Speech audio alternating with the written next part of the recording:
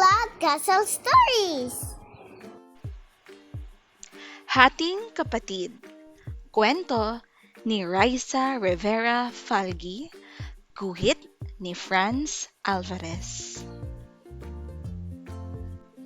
Sabay kami ni Kuyang umuwi galing eskwela. Laging may masarap na meriendang naghihintay sa amin. Sa araw na ito, bibingkang bagong bili ni nanay ang merienda. Ang sarap! Pagkahalik sa aming dalawa, pinaupo kami ni nanay sa kusina. Ikaw na ang bahala maghati ng pagkain, sabi niya kay kuya. At tandaan mo, hating kapatid. Nakahati na sa 4 ang bibingka. 3 piraso ang kinuha ni kuya at ang natitiray sa akin na. Mas malaki ako, kaya mas gutom ako. Kailangan mas marami sa akin. Mas malaki nga siya sa akin, kaya hindi na ako umalma. Minsan, nagprito si nanay ng saging. Tinulungan ko siyang hatiin sa gitna ang 4 na saging na saba bago lutuin. May 8 piraso. Pagkatapos si nanay sa kusina, kumuha agad si kuya ng 6. Oh, hating kapatid, ang sabi pa niya sa akin.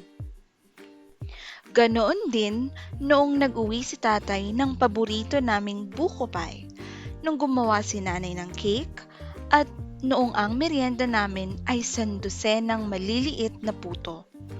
Kung may magbibigay sa amin ng isang bundok ng candy, siguro 2 o 3 lang ang makukuha ko. Buti pa ang kaklase kong si Dina. Wala siyang kapatid. Wala siyang kahati sa kahit ano. Kung gugustuhin niya, pwede siyang kumain ng buong bibingka o buko pie o cake.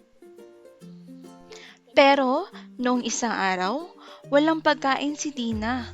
Nakalimutan niya ang baon niya. Gusto mo ng kalahati ng sandwich ko? Tanong ko. Maingat kong hinati ang sandwich ko at ibinigay sa kanya ang kalahati.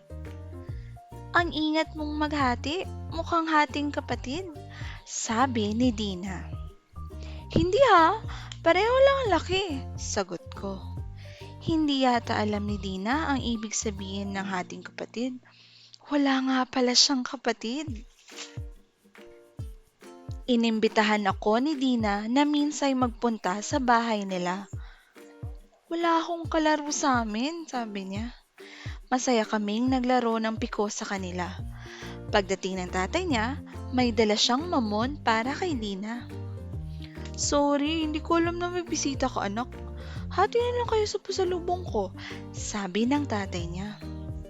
Ikaw na maghati, hating kapatid, sabi ni Dina. Mukhang alam na niya kung anong ibig sabihin.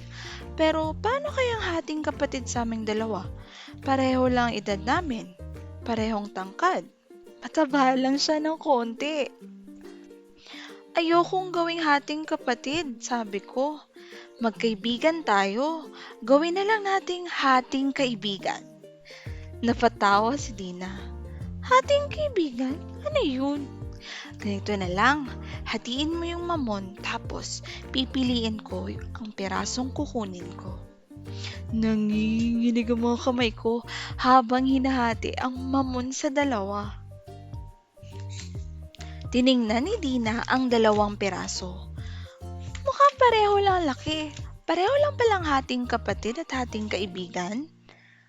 Dumating naman ang nanay ni Dina. Nagmerienda na ba kayo? Tanong nito habang inilalabas ang pasalubon naman niyang sapin-sapin. Kailangan ko na umuwi pero binigyan niya ako ng isang maliit na bilao ng sapin-sapin. Wala pa si tatay pagdating ko sa bahay. Nagluluto naman si nanay. Mukhang gutom na si kuya dahil nakabantay na siya sa mesa.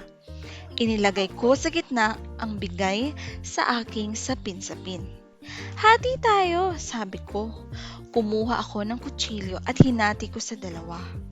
Tapos, hinati ko ulit sa gitna. Ito kuya, binigyan ko siya ng isang piraso. Sabi ng kaibigan ko si Dina, ganito ang hating kapatid. Bumilog ang mata ni kuya at pagkatapos ay parang namula ang kanyang mukha. Tamang sabi ng kaibigan mo, ganyan nga ang hating kapatid, imik niya. Lumiit ang boses niya. Pakiramdam ko, ako ang mas malaki at nakakatanda. Pero ngayon, siguro dapat hating pamilya tayo, sabi ko. Itinabi ko ang isang piraso. Para kay nanay to. At ang isang piraso naman ay para kay tatay.